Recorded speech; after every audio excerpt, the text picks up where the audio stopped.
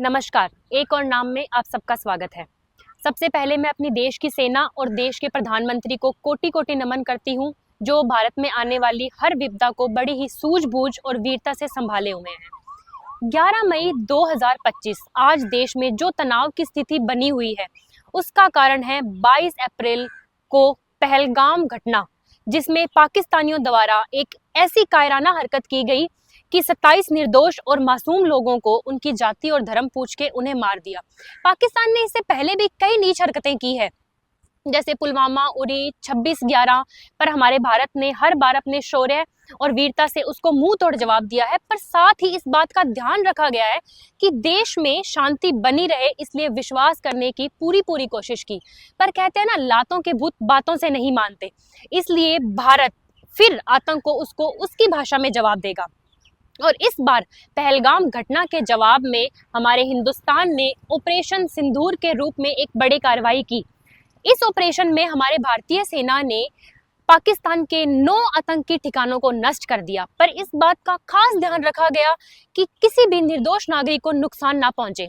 इस ऑपरेशन की नाम और सफलता की खूबसूरती एक और चीज से बढ़ती है कि इसका मार्गदर्शन हमारे देश की 2 बेटियों ने किया, कर्नल सोफिया कुरैशी और विंग कमांडर व्योमिका सिंह। इस ऑपरेशन के समर्थन में कई अंतर्राष्ट्रीय देश भी हैं, USA, UK, UAE, Saudi Arabia, Israel और कतर। इस ऑपरेशन के बाद पाकिस्तान में हाहाकार मच गया, लेकिन पाकिस्तान की तरफ से उकसावे की लगातार कोशिशें अभी भी जारी हैं। की रात कई जगह जम्मू कश्मीर, राजस्थान, पंजाब के 26 शहरों में 550 से ज्यादा ड्रोन गिराए, पर उसको भी हमारे भारतीय सेना ने नाकाम कर दिया।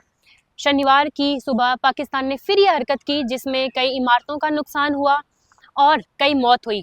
इन्हीं सब से हमारे देश को जागरूक रखने के लिए हमारी सरकार ने कुछ निर्देश जारी किए हैं, जिनका पालन हम सबको करना है, जैसे मॉक ड्रिल, ब्लैकआउट, सायरन बजते ही घर की लाइट्स ऑफ कर देना, और अगर रेड अलर्ट है आपके एरिया में तो किसी भी अनावश्यक तरीके से आपको घर से बाहर नहीं निकलना है। पहलगाम घटना के जवाब में हमारे भारत ने जो लड़ाई आतंकवाद के खिलाफ शुरू की थी, पाकिस्तान उसका बदला हमारे देश के निर्दोष नागरिकों, हमारे देश की धरोहर वैष्णो देवी मंदिर, गोल्डन टेम्पल, इन सब पे ड्रोन और मिसाइल दागकर कर रहा है। ऑपरेशन सिंदूर के बाद चल रही इन सभी घटनाओं का जवाब हमारे भारत ने हमारी तीनों सेनाओं के साथ, जल, थल और वायु के साथ बड़ी वीरता से पाकिस्तान को दिया। और 10 मई शाम पाकिस्तान ने घुटने टेक दिए और भारत से सीज फायर यानी कि युद्ध विराम का आग्रह किया। हमारे भारत ने इस युद्ध विराम का आग्रह ये कहते हुए स्वीकार किया कि इसके बाद कोई भी घटना किसी बड़े युद्ध का रूप ले सकती है। पाकिस्तान ने वही नीच हरकत फिर कर दी और ठीक सीज फायर के 3 घंटे बाद श्रीनगर में कई बड़े धमाके किए।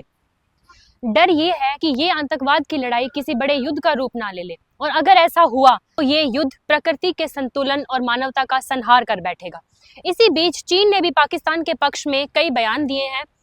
शनिवार की शाम सीज फायर की खबर अमेरिका के प्रधानमंत्री डोनाल्ड ट्रंप ने दी थी, और आज रविवार की सुबह उन्हीं का एक बड़ा बयान फिर आ रहा है कि वो दोनों देशों के साथ व्यापार में काफी वृद्धि करना चाहते हैं और साथ ही जम्मू कश्मीर के मुद्दों को लेकर दोनों देशों के साथ बात करना चाहते हैं। इतिहास गवाह है कि घायल गजनी को बार बार छोड़ना पृथ्वीराज चौहान को महंगा पड़ा था। इसी के साथ मेरे देशवासियों से मेरी हाथ जोड़ के विनम्र निवेदन है कि वो हमारे देश की सेना और देश के प्रधानमंत्री को एकजुट होकर उनका साथ दे।